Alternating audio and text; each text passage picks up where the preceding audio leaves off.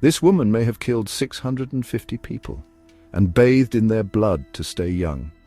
And today we're unlocking the chilling secrets behind the real Blood Countess, Elizabeth Báthory. In the shadowy hills of 16th century Hungary, hidden among fog-drenched forests, stood Čachtice Castle, a place that would become one of the darkest crime scenes in human history. And inside its chilly stone walls, a beautiful, brilliant noblewoman, born into power but destined for horror. Born on August 7th, 1560, in the charming town of Nyírbátor, Hungary, Elizabeth Báthory came from one of the most prominent Protestant noble families in the area. Her family tree was quite remarkable. Her uncle, Stephen Bathory, rose to become King of Poland and Grand Duke of Lithuania. Growing up in her family's enchanting castle at Exed, Elizabeth enjoyed an exceptional education that was quite rare for women of her time. She was fluent in Hungarian, Latin, German, Slovak and Greek, which allowed her to delve deeply into politics, science and the arts. This impressive knowledge set her apart as a remarkable figure in Hungarian nobility. From the time she was a child, Elizabeth Báthory's life seemed touched by darkness. She was said to suffer from violent seizures, likely caused by epilepsy, though in her time it was called the falling sickness. The treatments were as eerie as the illness itself. Healers believed the only cure was to smear fresh blood from a healthy person onto the lips of the afflicted, or even force them to drink a gruesome mix of blood and shattered human bone. But the whispers around Elizabeth didn't stop there. At just 13 years old, before her wedding vows were ever spoken, rumours claim she secretly gave birth to an illegitimate child fathered by a young peasant. To protect the Bathory name from scandal, the baby was quietly spirited away by a woman loyal to the family, paid off to keep the secret buried. The child was said to be sent far from Hungary, vanishing into the mists of Wallachia. Yet no records survive, only whispers, only rumours. Truth or legend. In Elizabeth Báthory's story, it becomes harder and harder to tell where one ends and the other begins.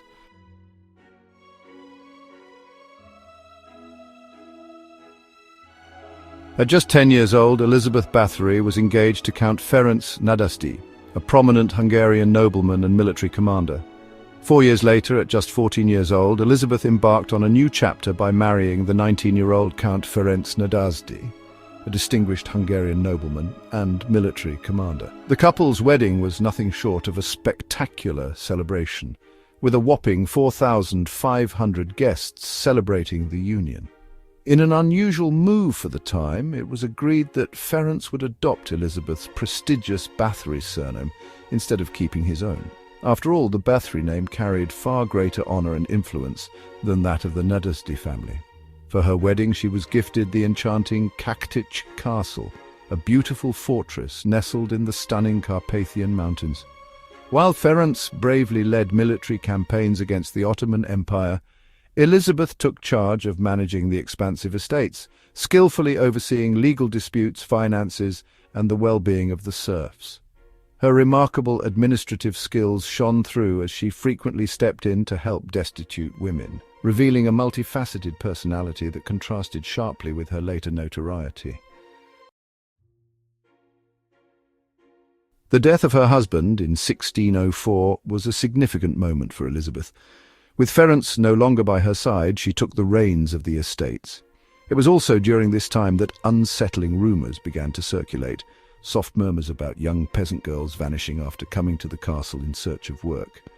Between 1602 and 1610, these concerns intensified, leading to over 300 witnesses coming forward. They included servants, priests and peasants, all sharing stories of unimaginable suffering. Girls were beaten until their bones broke, burned with scalding irons, stabbed with needles, forced to eat their own flesh and left naked in the snow to freeze to death. Some claimed Elizabeth bit off parts of her victims during fits of rage. Others described how she would smear girls in honey and let insects eat them alive.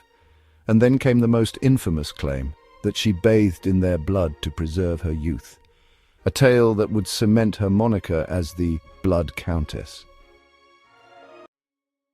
The series of escalating disappearances in the region had reached a critical point where they could no longer be overlooked by the authorities or the public. In the year 1610, in response to the growing outrage and fear among his subjects, King Matthias II took decisive action. He commissioned György Thurzó, the esteemed Palatine of Hungary, to launch a thorough investigation into these disturbing events. On the ominous date of December 29, 1610, Thurzó and his men embarked on a bold raid of the infamous Čachtice Castle, a stronghold shrouded in mystery and dread.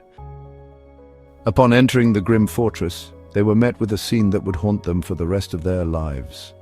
What they discovered was nothing short of horrifying. One young girl was found, barely clinging to life, her fragile state a testament to the brutal realities she had endured. Another lifeless body lay sprawled on the cold stone floor, a grim reminder of the violence that had transpired within these walls. The discovery did not end there. Bodies were unearthed in shallow graves, some hastily covered with dirt, as if the perpetrators hoped to erase their heinous acts from existence. Blood, dry and caked, smeared the walls, creating a gruesome mural of violence and despair. And among the chaos stood Elizabeth Báthory herself, calm, composed, and utterly unrepentant, her demeanor starkly contrasting the barbarity surrounding her. It was a portrait of a woman who seemed to revel in her dark legacy, indifferent to the suffering caused by her insatiable thirst for power and youth. Elizabeth, a woman of noble status, found herself in the unfortunate situation of being arrested. However, because of her high social standing, she was never formally put on trial, allowing her to evade the legal consequences that often accompany such an incident. In stark contrast, her four servants, Dorothea Sentes, Ilona Jo, Katarina Benica, and János Udvari, were not as fortunate as their mistress. Despite their unwavering support and dedication to Elizabeth, they faced the full force of the law and were subjected to a trial that could drastically alter the course of their lives, signifying a harsh divide between the treatment of the nobility and those of lower social ranks. Under torture, they confessed to assisting in the torture and murder of numerous girls. According to reports from a particular servant, Queen Elizabeth was said to have maintained a hidden ledger that detailed the names of 650 individuals who fell victim to her ruthless policies. This secret document, however, was never discovered despite extensive searches. The assertion regarding this ledger would resonate through history, influencing perceptions and myths surrounding her reign. The trial associated with these claims took place in January 1611 and culminated in a series of brutal executions that sent shockwaves through society. Sentes and Jo had their fingers torn off before being burned alive. Udvari was beheaded and his body burned. Benica, who was assessed as being less culpable in the crimes committed, received a life imprisonment sentence as a consequence of his actions. But Elizabeth herself, she never stood trial. Why was that? Because she was deemed too powerful, too noble, and far too connected in the circles of influence. Instead of facing the justice she might have expected, she was sentenced to perpetual house arrest, a fate meant to silence her and strip her of her previous status. Thurzó, the man who held authority over her, ordered her confinement in a small, bleak chamber that had been bricked up within the confines of her sprawling castle. This room, devoid of any windows, was nothing more than a gloomy prison cell, allowing only a narrow slit for air and the meager delivery of food. It was a stark and suffocating existence that confined her to the shadows of her past power. Elizabeth remained imprisoned in this desolate space for 4 long years, until her death on August 21, 1614, at the age of 54, marking the end of a life filled with both ambition and intrigue. The legend of Elizabeth Báthory, often referred to as the Blood Countess, has endured for centuries, captivating the imaginations of people through tales of horror, intrigue, and vampirism. Over the years, her story has inspired countless works of fiction, art, and film, illustrating the potent mix of fear and fascination that surrounds her legacy. However, modern historians and scholars engage in an ongoing debate regarding the veracity of the claims made against her. Some argue that the accusations of her being a sadistic murderer who bathed in the blood of virgins were politically motivated.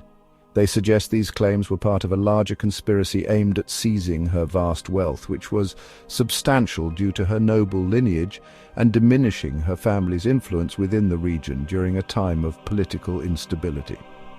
Regardless of the truth behind the legend, the story of Elizabeth Báthory serves as a chilling reminder of the ways in which power, fear, and legend can intertwine to craft narratives that transcend time and reality. It raises the question, was she indeed a sadistic murderer? Or was she merely a victim of political intrigue and misogyny?